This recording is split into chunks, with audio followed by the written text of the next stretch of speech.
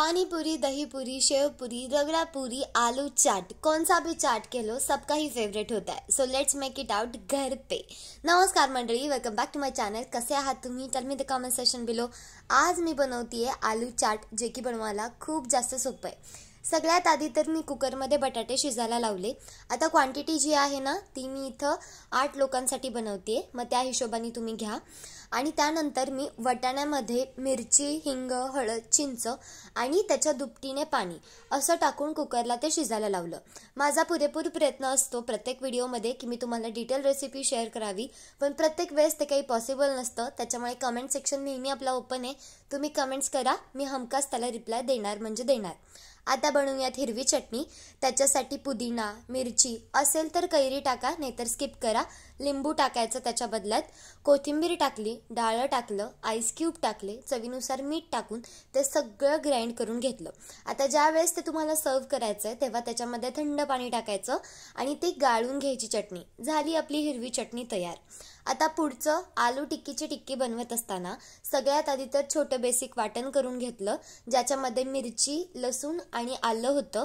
त्या वाटणामध्ये शेंगदाणे टाकले आणि बटाटा जो आहे तो परतून घेतला. बाकी मी कोणतेच मसाले त्याच्यामध्ये टाकले नव्हते, फक्त लाल तिखट टाकलं होतं.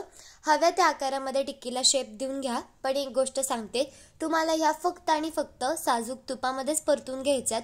आलू टिक्कीची एक खासियत आहे की त्या तुपामध्ये परतलेल्या असतात, त्याच ह्या टिक्की आहेत. आता बनवूयात रगडा. त्याच्यासाठी बेसिक मसाले टाकून मी सगळ्यात आधी कांदा परतून घेतला छान गोल्डन ब्राऊन होईपर्यंत. तांबडे तिखट, परत घरातलं काळं तिखट असेल ते, जिरा पावडर, धना पावडर, आमचूर पावडर ह्या सगळ्या गोष्टी टाकायच्या. आणि त्यानंतर पिकलेलं टोमॅटो टाकलं. तो मसाला आधी छान परतून घेतला आणि त्यामध्ये पाणी ॲड केलं. शिजवून घेतलेला जो बटाटा होता तो टाकला त्याच्यामध्ये, वाटाणा. आता इथे माझ्याकडून एक चूक झाली होती की आहे ना जवळजवळ 7 ते 8 शिट्ट्या कराव्या लागतात, मी 5च केला. त्याच्यामुळे वाटाणा जो आहे तो अगदी मऊसूत शिजला नव्हता. तुम्ही तसं करू नका. प्रत्येक वेळेस जेव्हा मी रगडा शिजायला लावत होते तेव्हा साईड बाय साईड मी टिक्की परतून घेत होते. एक टिक्की परतून झाली की त्यानंतर दुसरा घाणा ठेवत होते, म्हणजे की साईड बाय साईड सगळंच होऊन जाईल.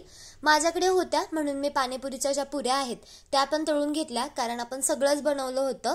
रगडा, तिखट पाणी, गोड पाणी, चिंचेची जी आंबट गोड चटणी असते ती सुद्धा. चला आता पटापट सर्व करूयात. आणि मी तुम्हाला सांगते, हे अगदी मार्केट स्टाईल झालं होतं, त्याच्यामध्ये कुठलीच कमी नव्हती.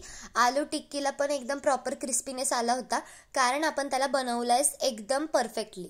आता सर्व करत असताना रगडा, आलू टिक्की, घरात बनवलेलं आंबट गोड दही, ज्याच्यामध्ये मी काहीच टाकले नाहीये, फक्त सेंधव नमक, चाट मसाला आणि पाणी हे टाकून मिक्सरला एकदा फिरवून घ्यायचं. झालं दही तयार. त्यानंतर वरून आवडतात ते सगळे जिन्नस टाकली, जसं की मी इथं टाकलं होतं कैरी, कांदा, टोमॅटो आणि त्यानंतर डाळिंब.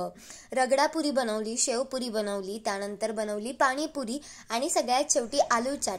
माझा आजचा बेत एकदम भारी होता. तुम्हाला कसा वाटला मला कमेंट्स करून सांगा.